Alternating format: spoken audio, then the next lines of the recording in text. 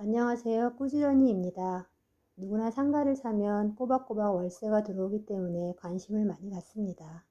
그러나 모든 상가가 꼬박꼬박 월세가 나오는 것은 아니겠지요?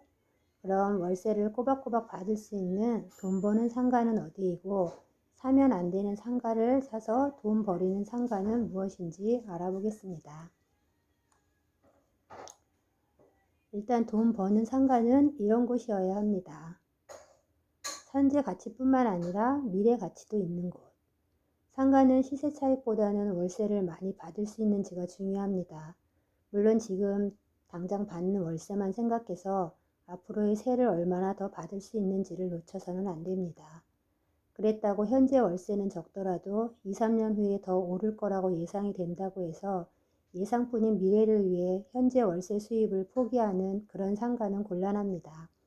따라서 상가를 살 때에는 현재 가치뿐만 아니라 미래 가치도 있는지 꼼꼼하게 따져보아야 합니다. 두 번째로는 대중교통이 가까운 곳의 상가가 좋겠지요. 지하철역이나 버스 정류장이 있는 인근의 상가가 좋습니다. 버스 정류장이나 지하철역과의 거리가 100m 이내인 곳이 좋고, 더블역세권이나 버스 노선이 많은 곳은 더더욱 좋겠지요. 아무래도 대중교통이 잘 형성되어 있으면 유동인구가 많습니다. 그러나 지하철역과 버스 정류장이 가까이 있어도 사람들이 많이 안 다니는 곳은 피해야 합니다.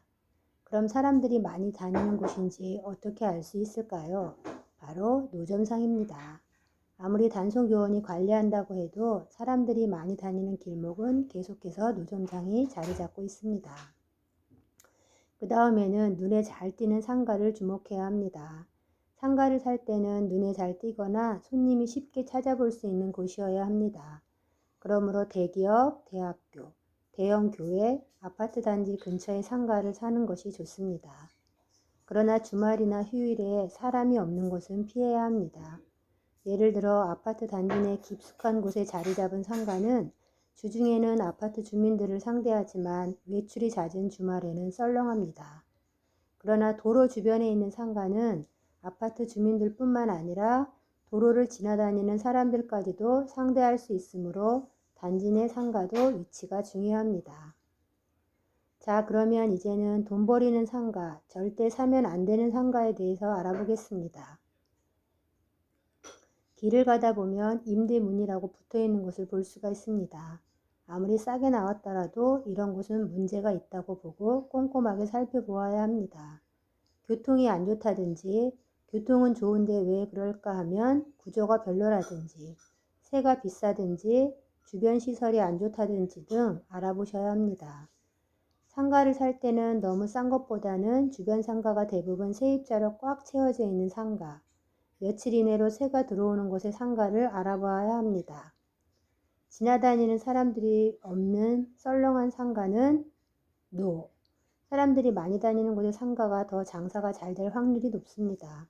지나다니는 사람이 적으면 매출이 줄고 월세도 밀리고 하면 임대인, 임차인 둘 다 손해를 보겠지요.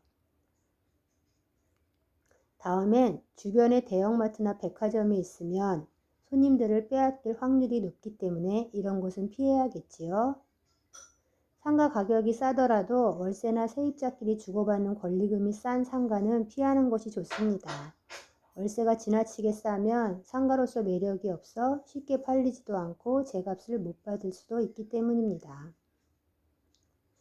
경사가 심해 오르내리기 힘들면 사람들이 찾지 않겠지요.